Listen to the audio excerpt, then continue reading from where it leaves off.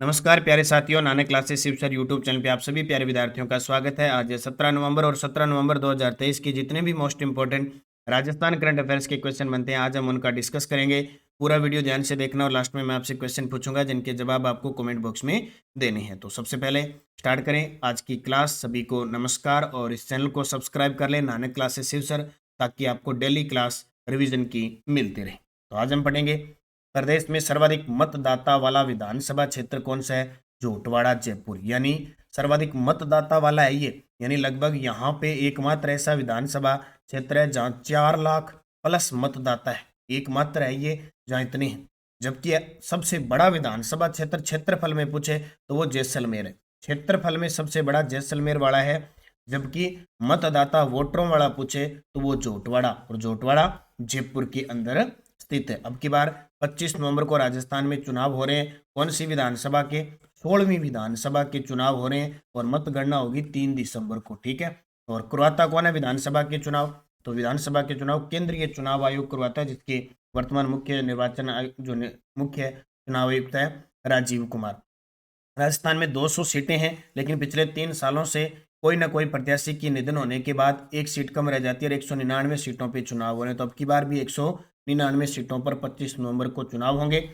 दिव्यांग जो 40% से ज़्यादा दिव्यांग है और बुजुर्ग जो 80% से अधिक बुजुर्ग हैं, उनको घर बैठे मतदान की प्रक्रिया शुरू हो चुकी है। 19 नवंबर तक ये मतदान की प्रक्रिया चलेगी राजस्थान के अंदर। तो ये आपको याद रखनी है।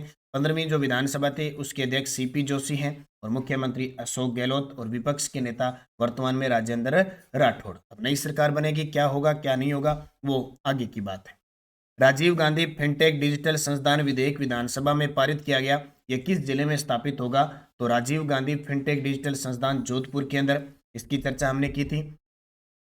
प्रदेश के किस जिले में हस्तशिल्प व हथकरघा निदेशालय खोलने की मंजूरी मुख्यमंत्री ने दी है? जोधपुर में। बहुत इंपॉर्टेंट है। जोधपुर की मैं बात करूं तो जोधपुर के अंदर राजस्थान में एक तो राजीव गांधी फिनटेक यूनिवर्सिटी बन रही है। कहाँ पे? जोधपुर में। मारवाड़ मेडिकल यूनिवर्सिटी बन रही है। महात्मा गांधी दिव्यांग यूनिवर्सिटी बन रही है। राज्य क्रीड़ा संस्थान की स्थापना होगी।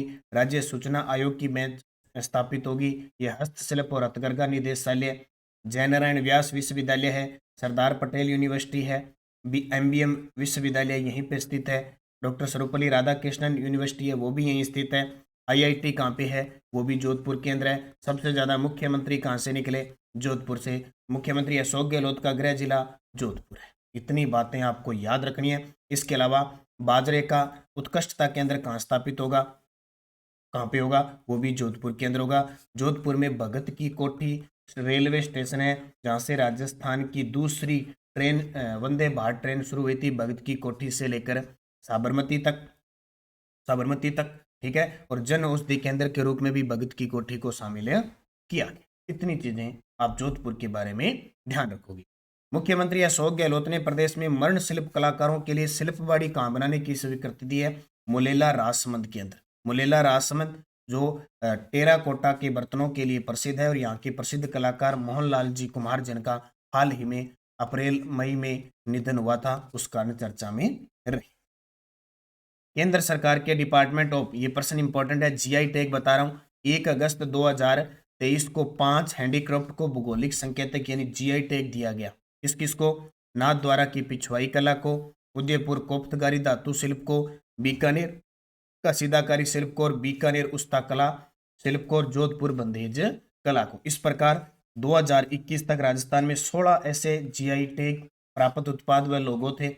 अब बढ़कर कितने हो चुके हैं? 21 हो चुके हैं। तो यहाँ से एक आधा प्रश्न आएगा जिसको नहीं दिया गया, और अगर किसी कला का पूछ लिया वो किस जिले से संबंधित है, ये पूछा जा सकता है। 5 कलाओं का महत्व मैंने देखो। नाथ द्वारा पिछवाई श्रीनाथ जी की मूर्ति के लिए प्रसिद्ध है। जोधपुर बंदेज मलमल के लिए प्रसिद्ध है। उदयपुर में ये हथियार वगैरह डिजाइन वगैरह करने का काम है। और बीकानेर कसीदाकारी में कपास रेशम व मलमल पर पारंपरिक रूप से विभिन्न प्रकार के महीन टांके और दर्पण कार्य किए जाते हैं। और उस्ता कला ऊँट की खाल विशेष है उस्ताद जितने भी हैं बीकानेर के। 10 ऐसी परियोजनाएं जिनका वित्त पोषित किसी संस्था परियोजना से संबंधित है। देखो, राजस्थान शहरी क्षेत्र विकास कार्यक्रम, ये एडीबी के सहयोग से चल रही है। एडीबी एशियन विकास बैंक के सहयोग से। राजस्थान मध्यम नगरीय क्षेत्र विकास परियोजना, ये भी एडीबी के सहयोग से चल रही है।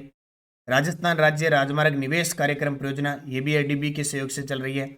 और राजस्थान राज्य राजमार्ग निवेश कार्यक्रम, ये भी एडीबी के सहयोग से चल रही है। ठीक है, ये 4 है जो एडीबी के सहयोग से चल रही है। ठीक है, एडीबी एशियन विकास बैंक, तो यहाँ से आरएस प्री में प्रश्न आया था, ये आया था। देखो, राजस्थान राज्य राजमार्ग विकास कार्यक्रम सेकंड, विश्व बैंक के सहयोग से। राजस्थान राज्य क्षेत्र आजीविका सुधार परियोजना, जापान जीका के सहयोग से। रेगिस्तान क्षेत्र के लिए जल क्षेत्र पुनः संरचना परियोजना ट्रांस 1 व 2, एनडीबी के सहयोग से।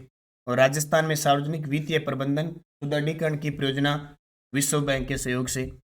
और राजस्थान ग्रामीण जलापूर्ति व फ्लोरोसिस निवारण परियोजना, द्वितीय चरण, जीका जापान के सहयोग से। और द्वितीय बांध पुनर्वास व सुधार परियोजना, विश्व बैंक के सहयोग से। ठीक है, तो ये ध्यान रखना, 10 की 10 परियोजना मैंने सुबह करंट की क्लास में दी थी, यहाँ दोबारा मैंने आपको फटाफट रिवीजन कर दिया। पिछले क्वेश्चन जिसका जवाब आपको कमेंट बॉक्स में देना है। सितंबर 2022 से अजमेर के स्थान पर कौन सा केंद्र औद्योगिक श्रमिकों हेतु शामिल किया गया है? सितंबर 2020 से अजमेर के स्थान पर कौन सा केंद्र औद्योगिक श्रमिकों हेतु शामिल किया गया है? बीकानेर, उदयपुर, कोटा, अलवर। सही जवाब आपको कमेंट बॉक्स में देना है। जाते जाते इस वीडियो को लाइक कर देना, शेयर कर देना और इस चैनल को सब्सक्राइब कर लेना, ताकि निरंतर प्रवाह के साथ हम आपके साथ बने रहें। धन्यवाद। जय हिंद, जय भारत, जय राजस्थान।